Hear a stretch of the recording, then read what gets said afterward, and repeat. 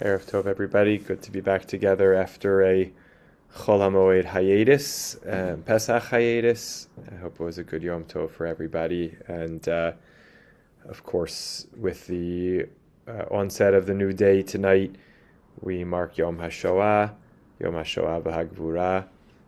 We had an incredibly meaningful testimony at the Vayit this past Shabbat as Margie Freed shared her story. Was incredibly powerful and a great blessing to be able to hear her speak. And tomorrow night we'll have many communities have their programming tonight, and so as not to conflict and to enable people who want to do both, we'll have our Yom HaShoah Seder, our annual tradition of remembrance, taking place tomorrow night, 7:15 Mincha, 7:30 program, Ma'ariv when it concludes, probably around 9:15. For those who are able to come in person, I think that's the most powerful way to experience it. And if you're not able to, there will be a Zoom link. So it's hard to even find words to mark Yom HaShoah. Just thinking about one person's story, as Margie shared her story with us, is staggering. And to multiply it by the 6 million who were murdered and by the impact on all the survivors and the future generations,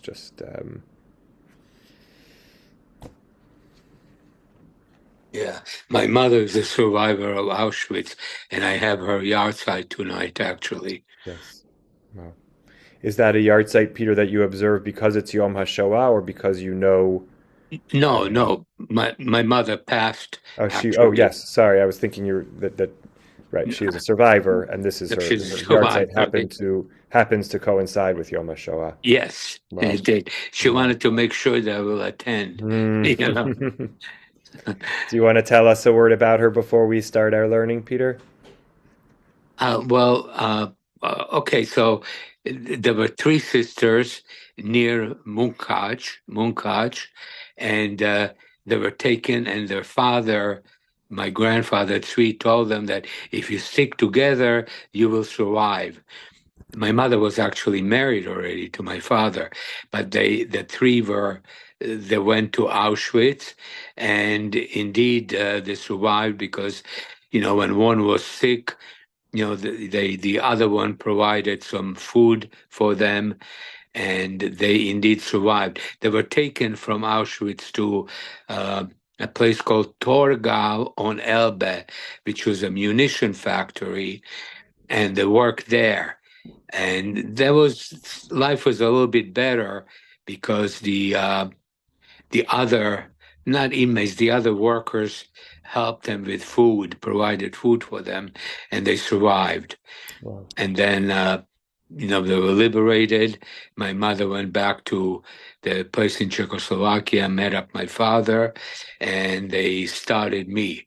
And that's how I became alive in 1946. Hmm.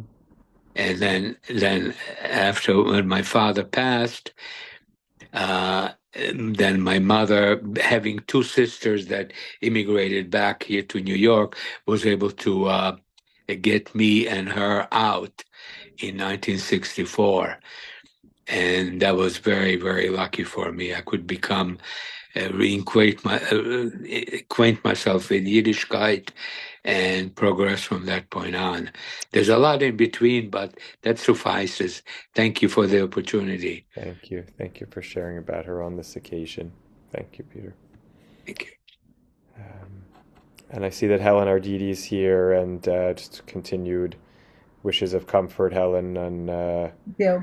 as we remember your brother, and it's a comfort to have you learning with us and saying Kaddish on Zoom. So thank you for being here. Thank you. All right, here we go.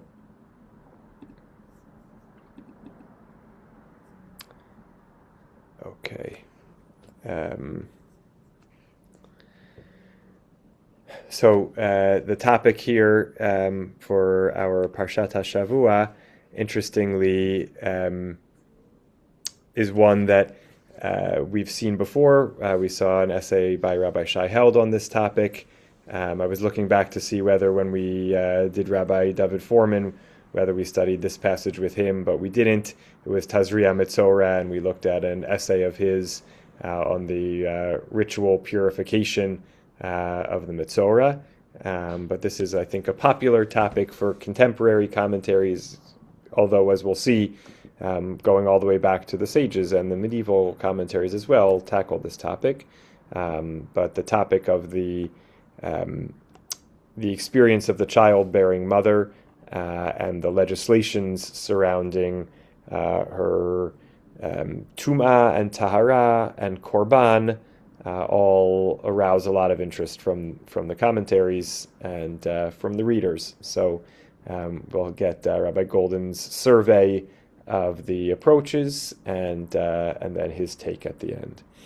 So this is essay number 2. And we'll continue to see as we have, that he does a lovely job of referring to earlier essays. We really have the sense that kind of over the course of the book, he doesn't just, as I think we've seen, he doesn't just comment on, individual narratives or laws in their place, but uses them as a springboard to talk about broader issues in the Torah, such that when he encounters another thing which touches on that issue, he can refer you back to his earlier essays. So it's really an interconnected work, and this is my first foray into it, but I really do feel motivated to study him on other Chumashim, because it feels the things he refers to in the other Chumashim are very much of interest. In particular, one we'll see today that I'm really curious to look it up in its own place. So he says, this week we read a double Parsha, Tazria-Metzora, and this comment is on something from the very beginning of Tazria. Parshat Tazria opens with one of the strangest examples of biblical ritual impurity, which he puts in quotes, Tumat Yoledet. Tuma, here he doesn't translate it anymore. Ritual impurity, something like that, Tuma. Tuma resulting from childbirth. The Torah relates that following the birth of a male child, and again we're at the very, very beginning of the Parsha here, opening Psukim, a childbearing mother enters a 7-day period of Tuma, while following the birth of a female child, a 14-day period of Tuma is mandated. In each case, these days of Tuma are then followed by much lengthier periods, 33 days after the birth of a male child, right, which then brings you to a total of 40, and 66 days after the birth of a female child, which brings you to a total of 80, right? It's a little vague, it's a little unclear here.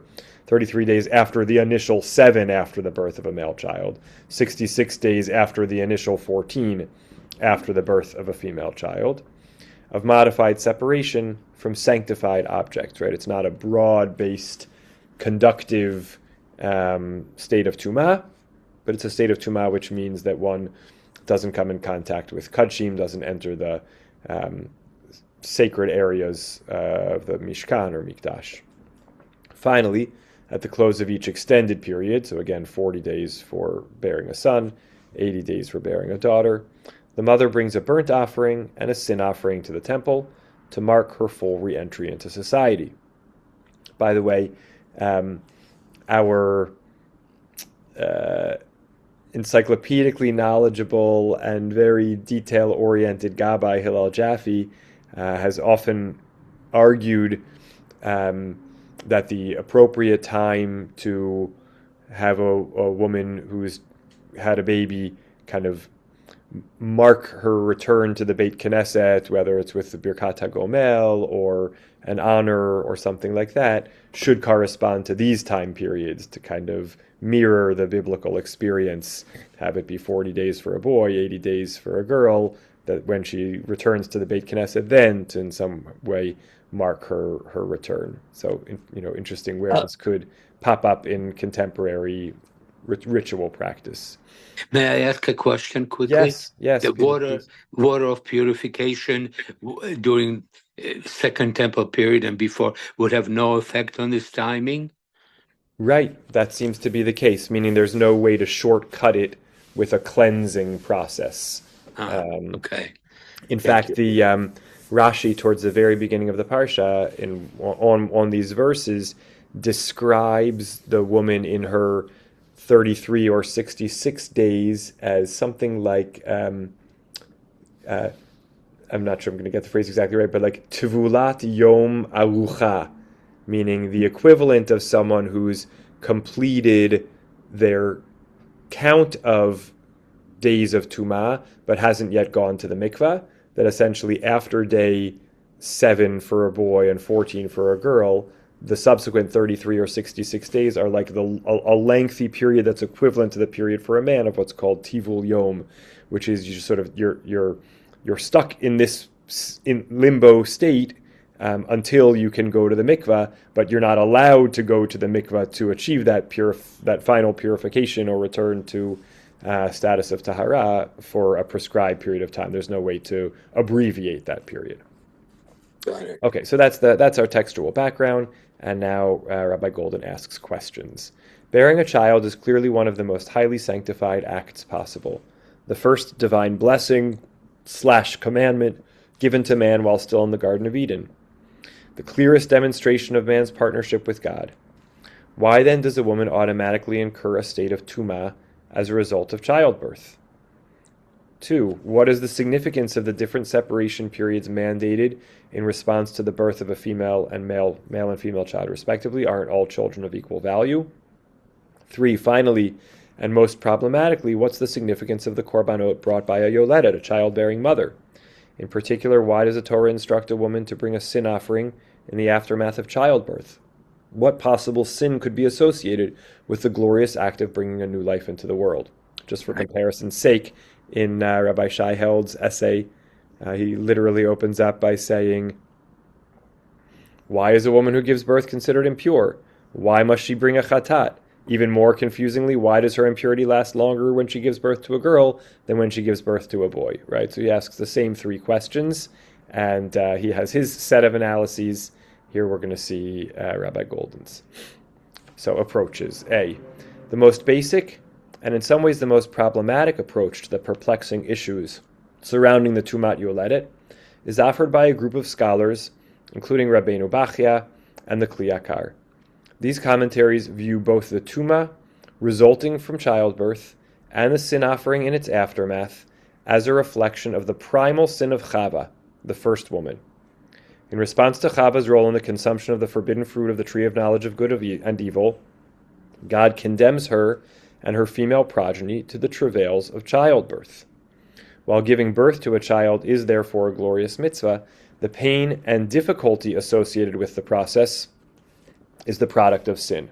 Right? So they're in some way arguing that the tumah and the need to bring a korban afterwards is all an outgrowth of the continual, generation after generation punishment for Chava's sin of eating from the fruit of the tree of knowledge of good and evil. Excuse me. This approach, however, gives rise to serious issues concerning the nature of divine reward and punishment. As we've noted before, Judaism clearly rejects the Christian notion of original sin. See Breshit Lech Lecha approaches A. Okay, so we have he's touched on that issue before. We are not guilty in perpetuity of the sin committed by Adam and Chava. On this issue, the Torah is clear. Fathers shall not die because of their children, nor shall children die because of their fathers. Each individual will die in his own sin. We are each held culpable only for our own failings and not for the failings of others, past, present, or future. Now, of course, I read this and thought to myself, that's one thing the Torah says, but elsewhere the Torah says God visits the sins of the fathers upon the children. So, it's a little glib, but of course, you can't pull one over on Rabbi Golden.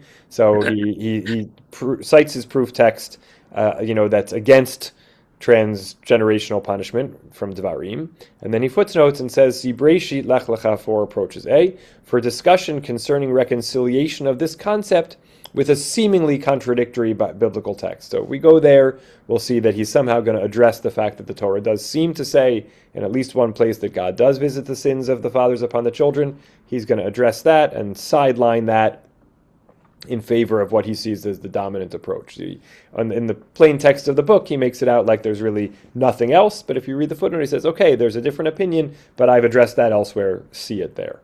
So we'll leave that, as it is. So if we are each indeed held culpable only for our own failings, how then can these scholars, that is Rabbeinu Bachya and the Kliyakar, suggest that each childbearing woman across history must somehow atone for a crime committed by her ancestor at the beginning of time? The key to understanding this approach may well lie in a distinction that we have noted previously. Again, we have to see this Lech Lecha 4 essay. While Judaism absolutely rejects the Christian concept of original sin, we cannot deny the reality of intergenerational reverberation. We are not responsible in any way for the transgression committed by Adam and Chava at the beginning of time. We are, however, affected by that sin's ramifications. This is not a punishment, but a reality of life. Had Adam and Chava not sinned, we would now be living a very different existence in the Garden of Eden. Similarly, we are all concretely connected to each other across the generations.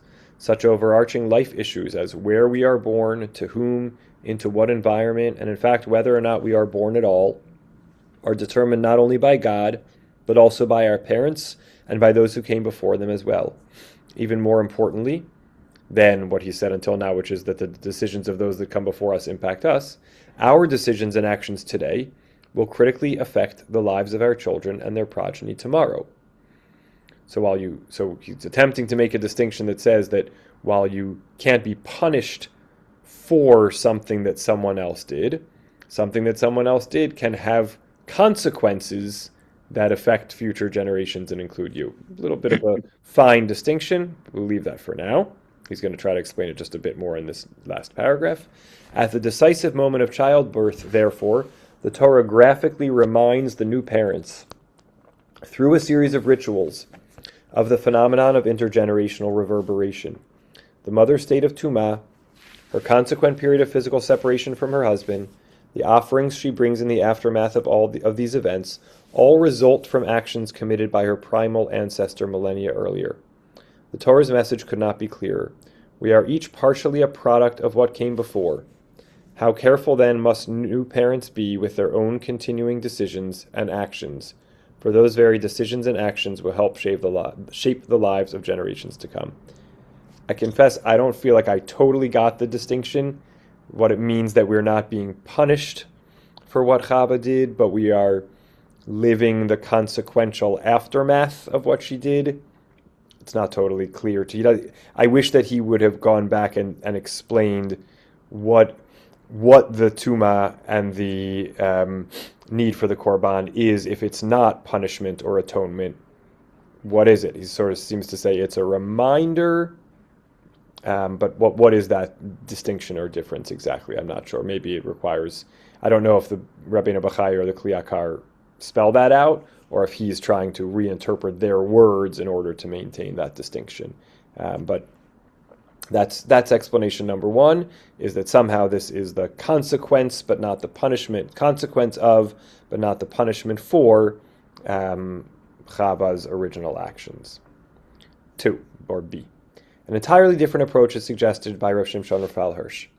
This scholar notes that the Torah sets the stage for the passage describing Tumat Yoledet with the unusual phrase Isha ki Tazria, when a woman yields seed. By choosing the verb lizroa, to yield seed, in describing human conception, as opposed to the usual biblical term litor, to conceive, right? Vatahar, vateled. The Torah stresses the universal, physical character of childbirth. This verb is used on only one other occasion in the text, to yield seed, lizroa, in conjunction with the creation of the earth's vegetation, which is described as mazria zera leminehu, yielding seed to its kind. Okay, so what Rav Shimshon Raphael Hirsch wants to do is notice that the context for these restrictions, requirements, consequences for the childbearing mother is her childbirth, which is described with this unusual verb, which appears only one other place in the causative, tazria, and that place is in the creation of the world with vegetation, with plant life. What's the connection he makes? He says, the highest and noblest occupation, says Rav Hirsch, on which the whole future of the human race is built, is of purely physical nature. Man originates, grows, and exists like a plant. At the moment of childbirth, the childbearing mother, involved in the most sublime procedure of her earthly calling, is forced to painfully submit to the laws of nature. As her child enters the world, she becomes one with all the other creatures of creation, governed by processes beyond her control. Tellingly, the Torah specifically chooses this moment, the moment when a new soul's arrival into the world is bounded by natural law, to underscore man's unique ability to transcend that law. After childbirth, the childbearing mother confronts an immediate challenge. By deciding to follow Torah law, she embarks upon a conscious journey from Tumah to Tahara. Step by step, she's guided past the physical constraints of natural law toward a renewed awareness of her own spiritual potential. Her freely chosen journey towards complete religious involvement reminds all that man, once born, is a morally free agent. So Rav Hirsch seems to be taking the approach, no, this is not a punishment, and it's not even consequences for Chava's actions. It's just that because childbirth is simultaneously the highest calling and also the most earthly, physical, embodied experience when we are connected to our animal or vegetable nature, immediately upon undergoing it, we have to surround ourselves with frameworks that bring back to the fore our distinct human character. And our distinct human character is that we can choose to participate in religious and ritual frameworks that give us a sense of transcendence and change. And two such frameworks are transitioning from Tumah to Tahara and the process of bringing a korban and achieving whether it's kapara or atonement or some other kind of transformation. So there's no judgment, it's not a punishment, it's just a overlay of ritual processes that allow us to re-engage what's distinct about our humanity over and above the rest of the natural world. I thought it was an interesting perspective, one I never heard before. So we could always say, well, why not choose ones that don't feel like they are judgy, like Tuma, or the need for a korban?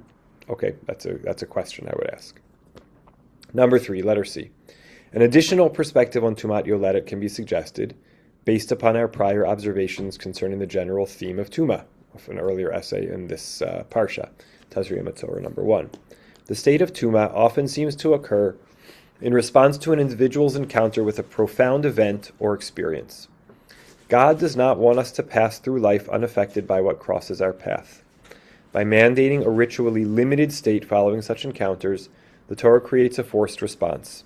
The period of Tumah teaches us that something has changed, that we must be responsive to all experiences that touch our lives. Few events are as potentially life-altering as childbirth. The Torah therefore establishes a period of Tumah to encourage the mother to assimilate the many complex truths with which she has come face to face, from the reality of her own mortality to her sublime partnership with God in creation, and finally to the responsibilities she now bears toward her newborn child. The childbearing mother's world has changed forever. The Torah insists that she recognize that fact. And so if we accept the premise that Tumah is, again, not a sense of pollutedness or impurity, but it's a time period when we enter a state which places additional restrictions on us and therefore causes us to step back and reflect, then the Tumah belongs here, because a moment of childbirth is a moment when we want to kind of be forced almost to pull back and reflect. Here is actually where the intersection with Rabbi Shai Held kind of pops up the most. On the dimension of the Tumah, Rabbi Shai Held talks about Tumah as often, connecting us to a sense that the blood, which is a part of often of Tumah, connects us to a sense of life and death, and the childbearing mother is reminded, which she didn't need to be, in other places and times much more, where maternal death was much more prevalent, that this was actually a life-endangering experience, and the Tumah dimension kind of brings that to the fore. So that's one point of overlap. He also sort of takes an approach which a little bit evokes Rabbi Golden's on the Korbanot, when he says that chatat is mistranslated as sin offering. It's not a sin offering, it's an offering of kind of cleansing or purging, and that's part again of the cathartic process after childbirth. So if you reframe the halachic state, then you can reframe how we're viewing the experience. Okay, so that was all addressing the dimension of Tuma to begin with. Now we're going to talk about the respective lengths.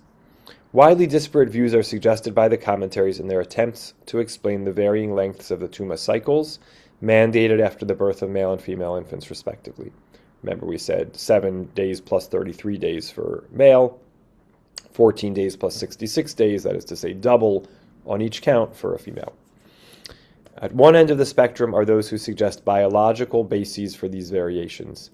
The disparity, they say, is rooted either in the dissimilar time periods required for the formation of male and female fetuses in utero, something which doesn't sound scientifically accurate, but may have related to their understanding in their time, or in the different number of days needed for the mother's body to recuperate after their birth. Again, similarly, I don't think we have scientific data supporting that today.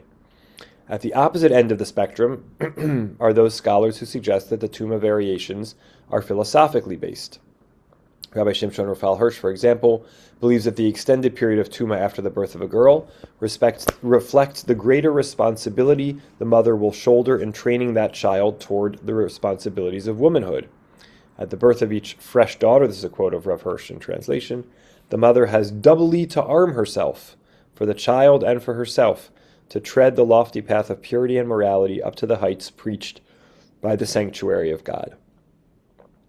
Noting that the commandment of circumcision is abruptly inserted into the midst of the passage concerning Tumat Yoledet, Rabbi David Tzvi Hoffman connects that commandment to the conclusion of the mother's Tuma period.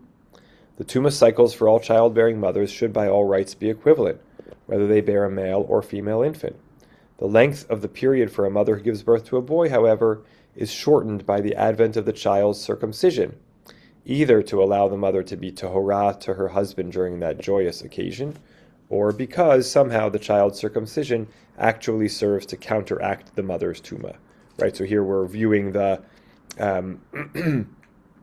not so much the mother's time period as double, but the mother's time period for bearing a girl, not so much viewing that as double, but viewing that as sort of standard, and the experience with giving birth to a boy then is sort of truncated or cut in half, either because, well, the bris is coming, so we want to end the Tuma before the bris, or somehow as again is suggested here in Rav David Tzvi Hoffman, last couple centuries biblical commentary, that somehow the Brit Milah reduces the days by being a force against Tuma. So again, these are Rav David Tzvi Hoffman's suggestions. This fundamental connection between the newborn circumcision and the ending of his mother's 7-day Tuma period is enigmatically foreshadowed by the Targum Yonatan, who states, Ubayom Hashmini, right, this from the beginning of the Parashah, on the 8th day, and usually it says, Yimol Besar or Lato, he will circumcise the foreskin, the flesh of the foreskin. Here it says, on the 8th day, she, the mother, becomes permitted to her husband, and on that day, the child's foreskin is severed. So we have this tradition that somehow links the bris and the shortening or ending of the Tuma period for a boy, which seems to serve as the basis for this Rav David Tzvi Hoffman interpretation. Okay, so this one, again, is moving on to the question of the respective length periods and suggesting a range of possibilities. The final mystery surrounding the Yoledet centers on the two korbanot that she offers at the end of her extended period of limitation: the korban olah, burnt offering, and the korban chatat, the sin offering. Again, Rav Shai held would dispute the translation of chatat here as sin offering. What, ask the scholars, is the significance of these korbanot, particularly the sin offering? Once again, we find ourselves wondering what transgression could possibly be associated with the glorious event of childbirth. We've already reviewed one answer to this question. The sin offering of each childbearing mother relates to the transgression of her primal ancestor Chava in the Garden of Eden. Recognizing, however, the problems inherent in this approach, as we did, numerous commentaries seek alternative explanations for the korbanot of the yoledet. The Abravanel, for example, maintains that the burnt offering serves to reconnect the childbearing mother to the God who has redeemed her from the travails of childbirth. Ironically, however, those very travails in and of themselves indicate the need for a sin offering. The Talmud maintains that there is no suffering in this world without sin. The child's mother therefore offers a korban chatat for any sin that she might have unknowingly committed, and which might have been reflected in the pain of the birthing process, right? So if we're putting aside Chava, then we have to say, well, why did the mother have to go through any pain to deliver her child? And if you live in a world where you seek religious explanations for all things, then you are going to say, well, she must have done something wrong. Again, doesn't sit comfortably with me, but this is one traditional line of interpretation. And so it's not Chava's wrongdoing, but there was must have been something that the childbearing mother did along the way that comes to bear, as she is coming to bear, literally, a baby, and so she brings the sin offering for that. And at the same time, in seeking to reconnect to God, she brings the burnt offering as well, or in gratitude to God for the healthy delivery. Going a step further, a Talmudic dialogue actually identifies a specific sin on the part of the childbearing mother, which is targeted by the sin offering. I believe Rashi quotes this in some form or paraphrases it, so it may be familiar to us. The students of Rabbi Shimon Bar Yochai asked their teacher, why does the Torah command the childbearing mother to bring a korban? Right, and again, presumably they're asking more about the korban chatat, the sin offering, so as it's translated. He responded, because when she bends down to give birth, she swears as a result of her pain that she will no longer be available to her husband. Swears means takes an oath, a vow. The Torah therefore mandates her to bring a korban to atone for a vow that she will not keep, right? And there were other variations of this. Maybe she curses God's name or something like that. She in the process of childbirth does things that she will regret, or that she, are considered, all things being equal, acts of wrongdoing, and there needs to be an atonement on the other side. While perhaps a bit tongue-in-cheek, Rabbi Shimon Bar Yochai's response underscores an important point concerning the power of speech. By all rights, we could argue that anything a woman says under the duress of childbirth should be ignored or excused. Words, however, once uttered, must be reckoned with. Too often we claim the privilege of being contextually understood. Anything we say out of anger or pressure we feel should not be taken seriously. I didn't really mean what I said, we argue, and everyone should know that. Fully intended or not, however, words strike their targets with a power all their own. The object of our anger often feels, I know he was angry, but he wouldn't have said it if it didn't carry some truth, if he didn't really mean it on some level. Let the mother bring her korban, therefore, says Rabbi Shimon Bar Yochai, to atone for her words, even those words that arguably could have been excused. Right?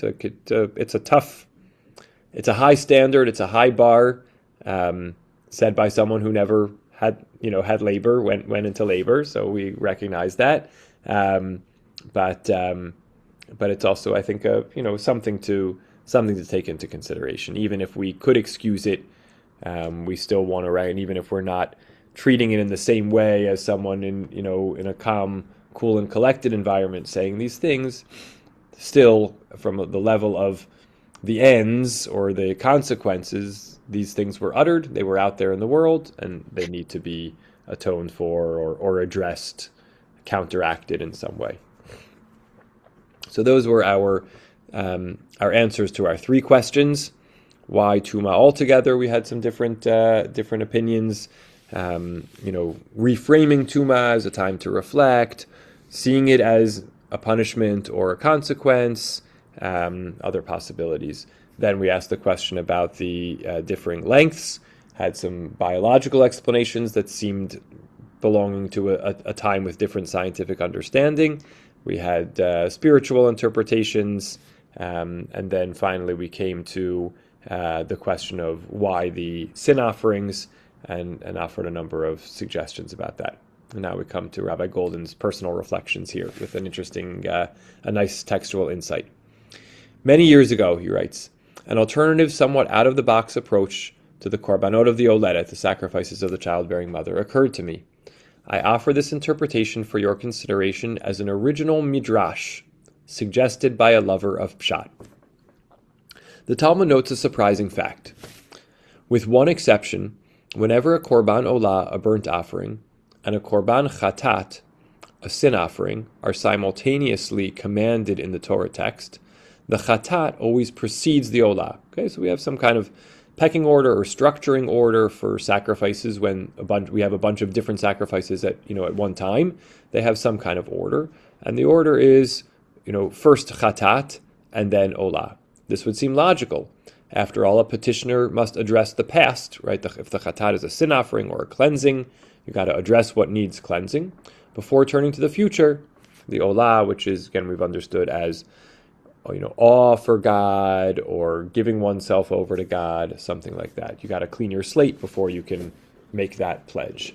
As he says, an olah, symbolic of a renewed relationship with God, should only be offered after the slate of past misdeeds is first cleared through the offering of a chatat.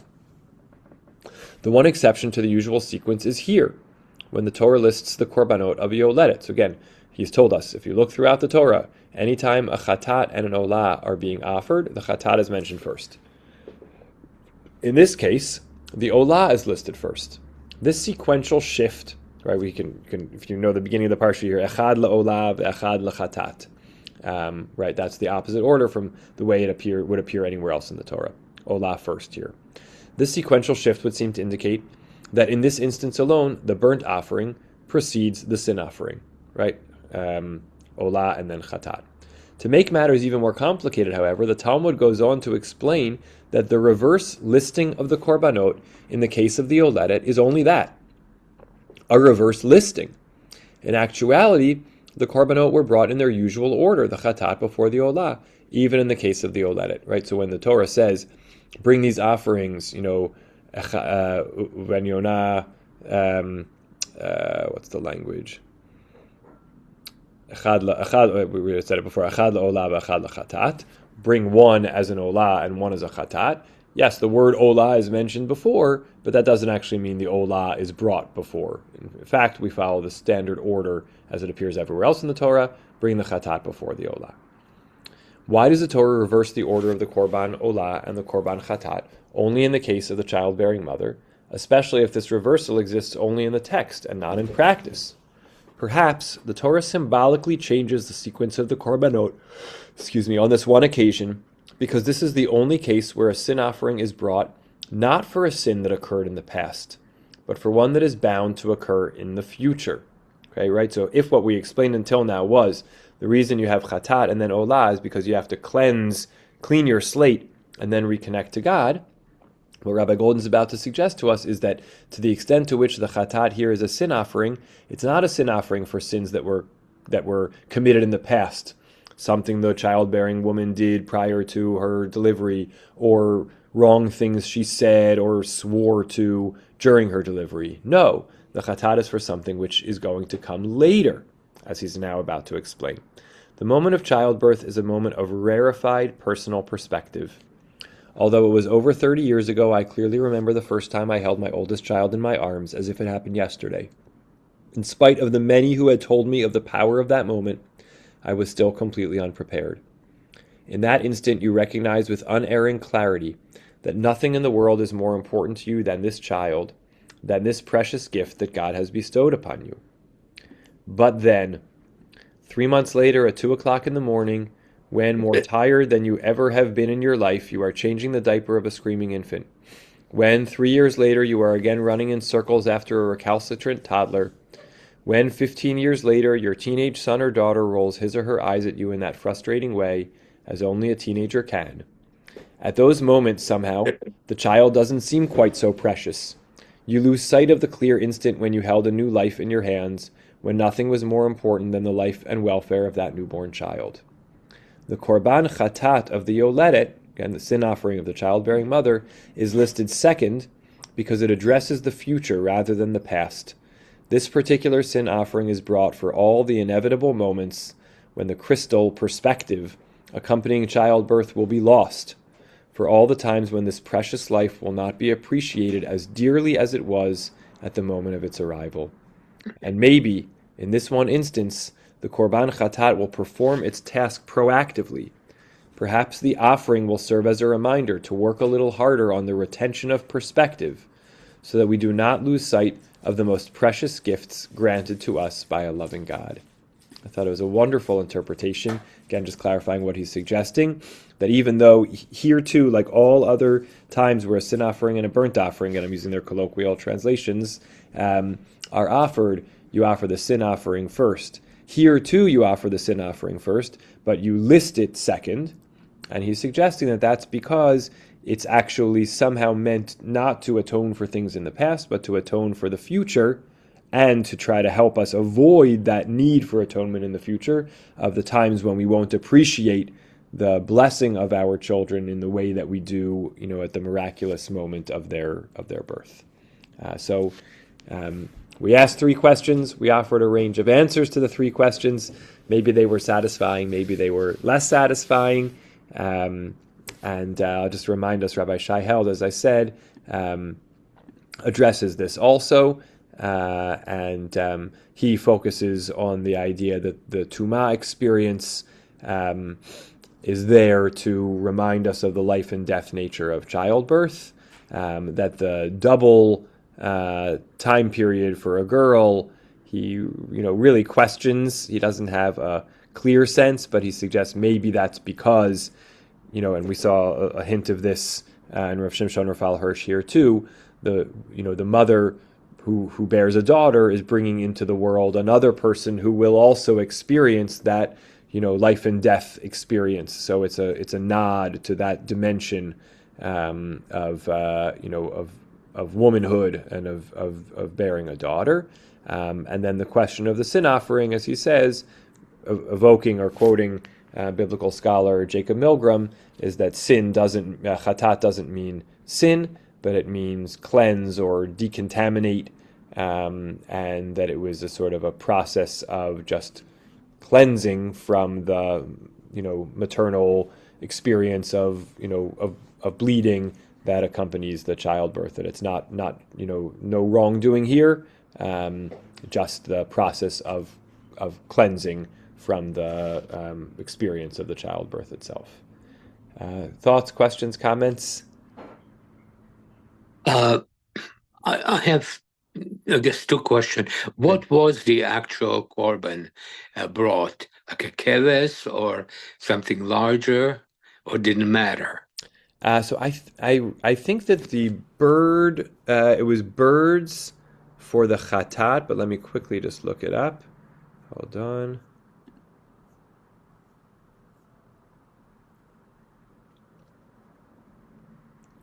Yes, a keves, exactly as you said, a keves for the olah, a yearling lamb for the burnt offering, and then uven yonah otor lechatat, a pigeon or a turtle dove for the chatat offering. So one larger animal and one bird. And then the question: what about now? What do we do now with the time periods, 33 and 66 days? Yes, so he mentioned. I think he mentions it in a footnote. Let me see if I can pull that up again.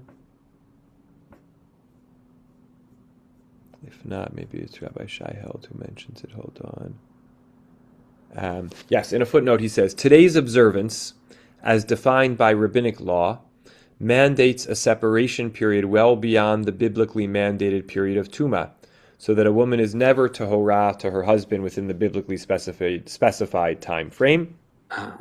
And today there is therefore no practical difference between the observed period of Tumah following the birth of either gender, and the difference is purely symbolic. That relates to the 7 days for a boy and 14 for a girl, practically speaking, because of the way the rabbinic experience of Nida is structured and the way we practice it today.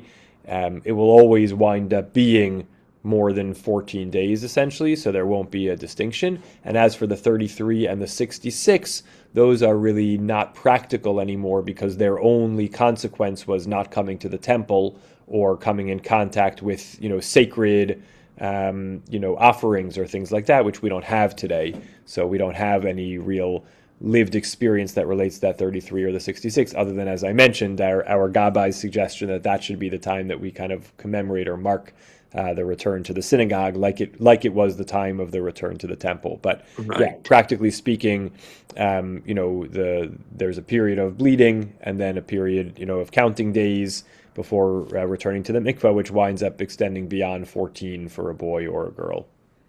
And one other corollary here. What about a non-standard delivery? Surgically implemented Mm-hmm. delivery. Any Mm-hmm. difference there? That's a great question. I don't think so. I think Rashi even mentions that actually, and that in that sense, it's not specifically, and this I guess relates to Rabbi Shai Held's question, but Rashi mentions it, even below dam, even if there was no blood, so to speak. Right in that, I don't know whether that in Rashi there is a reference to a cesarean section or something like that, but a situation that is different than a vaginal delivery or has different physiological experience to it doesn't seem to change this reality. Got it. Thank you. Yeah, absolutely. Good questions. Good shot questions. It's great. Um, Good. So yeah, these don't always lend themselves to as much discussion because he's sort of surveying opinions. Maybe some speak to us, some less so. We don't get as much detail on them to delve in, but just some kind of sparks to consider. I do love and appreciate the comment at the end in terms of thinking about the korban chatat as related to trying to help ourselves avoid not appreciating our children. I thought it was a lovely insight. Um, so now I'll take a moment to just check my calendar for next week, which is Monday the 20th. Okay, yeah, so Monday the 20th, we have our community-wide Yom HaZikaron observance. That's the evening going into Yom HaZikaron. Yom HaZikaron is Tuesday the 21st. And then Tuesday night, we have the shul's gathering to mark the transition from Yom HaZikaron into Yom HaAtzmaut. I'm hoping we'll meet again next Wednesday night after Yom HaAtzmaut concludes. We always have our barbecue and celebration at shul, but that should wrap up in the early evening. So mark your calendars if you're able to for next Wednesday, the 22nd, for Wednesday. our next learning. Okay. Thank Meanwhile, you. a meaningful Yom HaShoah to all, and for those who are able to join in person tomorrow, 7:15 Mincha, 7:30 program. If you can't come in person, feel free to join on Zoom. And good wishes to everybody. Love to mom and dad. Good night to all. Thank you very much. Thank you, Lila Tov. Lila Tov. Lila Tov.